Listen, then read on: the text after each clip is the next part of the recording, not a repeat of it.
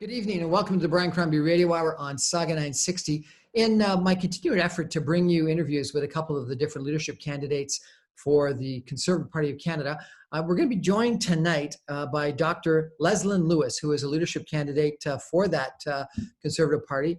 And she's kind of controversial and kind of interesting. She has not been elected, but she has run before. And she's got some interesting social conservative policies. So I want to ask her about that. So welcome to the Brian Crombie Radio Hour. How are you today? I'm very well. Thanks for having me on, Brian. So right off the top, you haven't been elected. Why do you think you deserve to be the leader?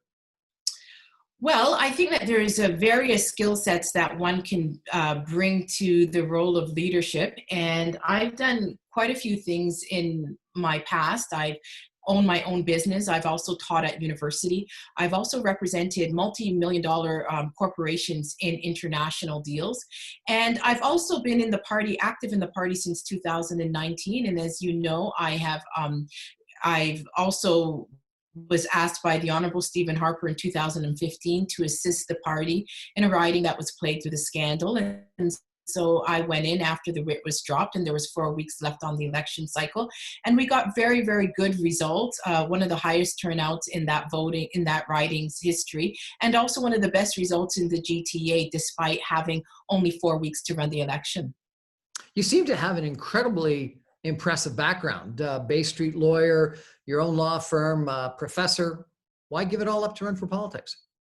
Well, you know, there were a number of issues, Brian, that were very important to me that I just felt were not being properly addressed. And I saw a real chasm within the Conservative Party and also within the country. And issues such as regional alienation and some of the conflicts that we've had within the party, just between the social conservatives and the progressive conservatives.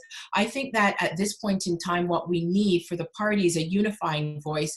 And we also need the same unifying voice for the country to deal with very critical issues like a strong economy and affordable living, and just making sure that people still can hold dear to the dream of owning a home and knowing that their fundamental and democratic rights are being upheld and social safety nets are kept in place. In the last federal election, the Conservative Party didn't win any seats in Peel except Caledon, didn't win in Halton. Our radio station broadcasts from Mississauga. And my perception was that your leader at the time was perceived as too socially conservative. And yet you are very socially conservative. How do you think you're going to win in suburban Ontario? Yeah, I don't know why people feel that, that Canadians can't get beyond what someone believes, because every Canadian has a belief system and a value system. And so I think that Canadians are bigger than that. I think what they want to make sure is that whatever you believe, that you respect their beliefs, even if it's different. And not only that, that you will fight for their rights and that you will represent all Canadians equally. And I think that that's what they want to see from a leader, no hidden agenda.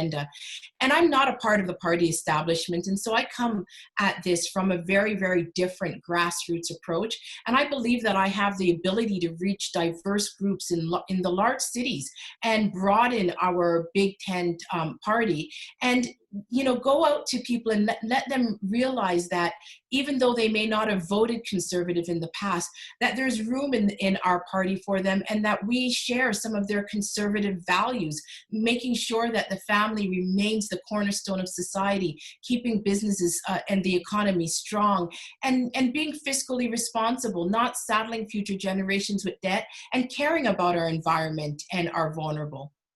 I was surprised the Conservative Party wasn't more fiscally conservative in the last election. It seemed like Maxime Bernier was the only person that was really talking about debt and deficit issues. What is your policy going to be on that, given how increased the debt has got to be, given COVID-19 and all the stimulus programs we're doing?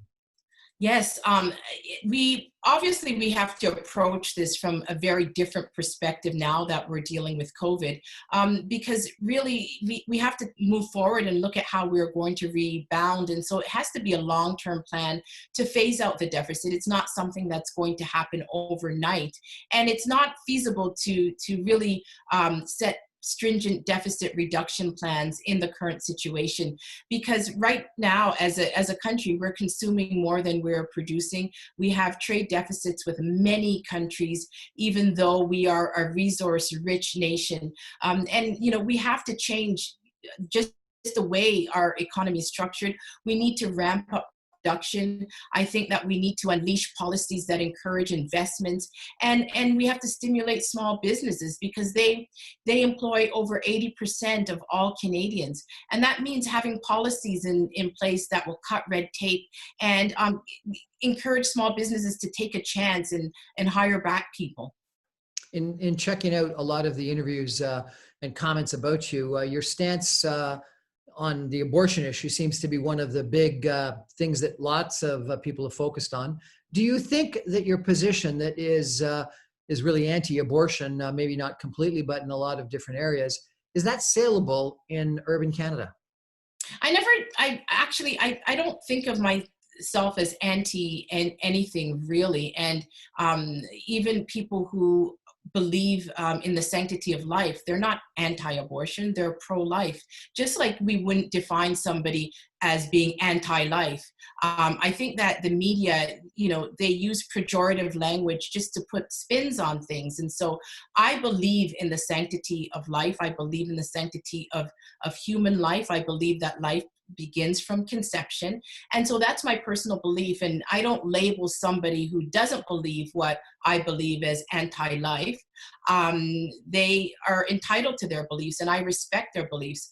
And what I've done is I've come out with my policies, which I believe actually unite the country, because the 4 policies that I have put out on life are very unifying. Over 70% of all Canadians believe that a fetus shouldn't be terminated on the basis that it's a girl.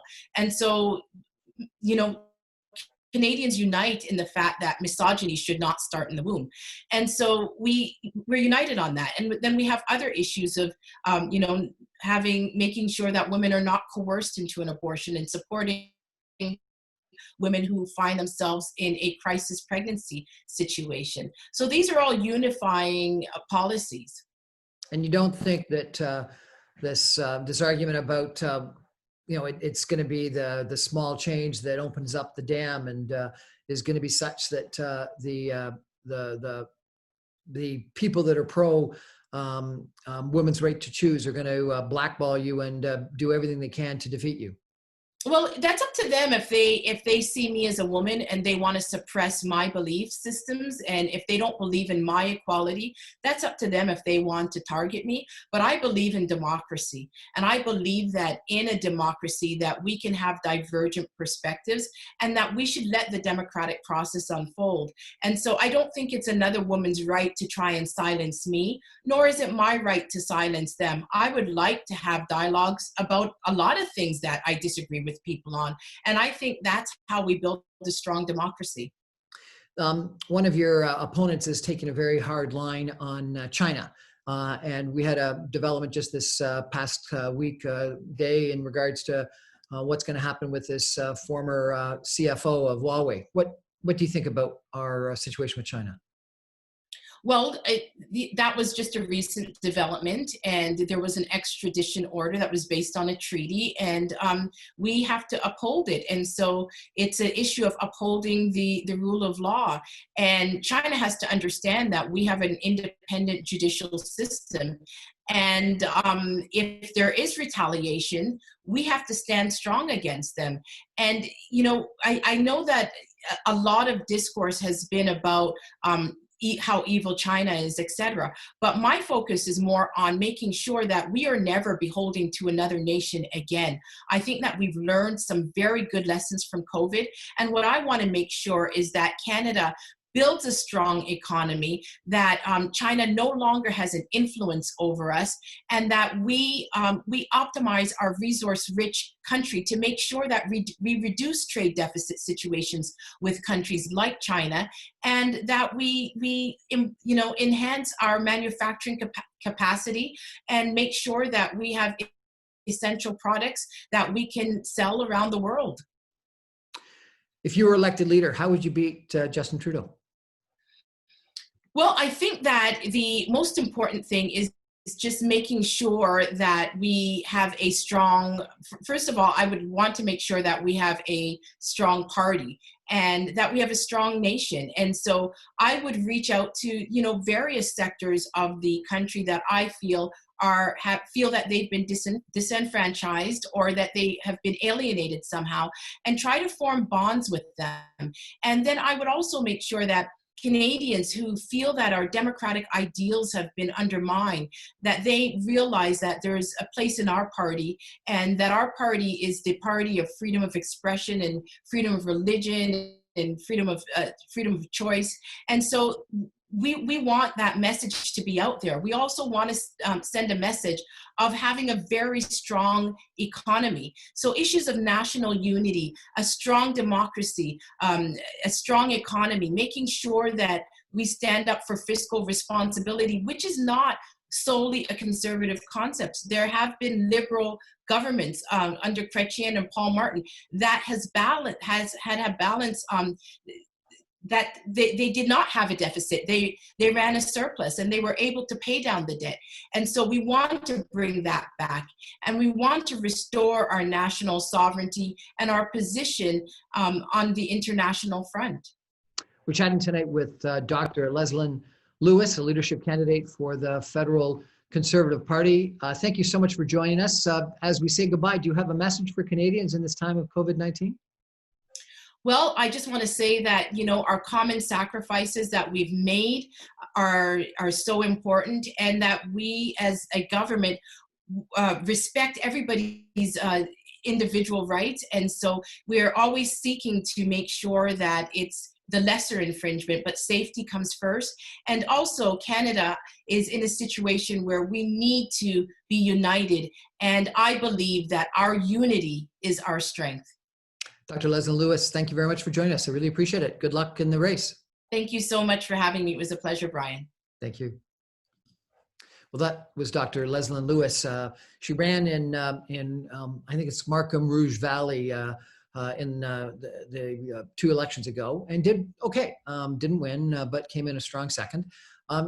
Impressive lady. She has quite the resume, a corporate lawyer downtown on Bay Street, and then ran her own law firm and is a professor at Osgoode Hall. So she knows her stuff. And being a African Canadian female, that will certainly be interesting. And it's a segment of society that's not well represented within Parliament, let alone for sure within the Conservative Party. So I think it'll be interesting to see how things work for her. It's going to be challenging for her to run up against Aaron O'Toole and Peter MacKay, 2 very established politicians. And I think it's going to be tough for her, given her social conservative perspective. But she answered my questions, I think, very well. And so we'll see. I personally think that the social conservatism will not play well in a lot of urban Canada, maybe some of suburban Canada, but it does in other parts of Canada, there's no question. And I guess if I was running in the Conservative Party, I'd be more focused on the fiscal conservatism, because I do believe that that is an area that has not had enough attention paid to it. Not now in COVID-19, because the government's got to spend a lot of money making sure that the economy doesn't go into depression and or comes out of whatever depression we're in as quickly as possible. But long term, we're going to have a huge amount of debt, and we're going to have to pay it down. And I do think that there hasn't been enough attention to the fiscal side of things in the past, particularly within the national perspective, but also, frankly, within even the Conservative Party that should have been known for that. And as I mentioned during the interview, Maxime Bernier, surprisingly to me, was one of the gentlemen, one of the people that was talking about it more than anyone else during the last election campaign. Anyway, I really have enjoyed meeting her, and so it'll be interesting to see how she does. Dr. Leslyn Lewis, candidate for the Conservative Party of Canada. Thanks. Stay with us. We're going to take a break and come back with more.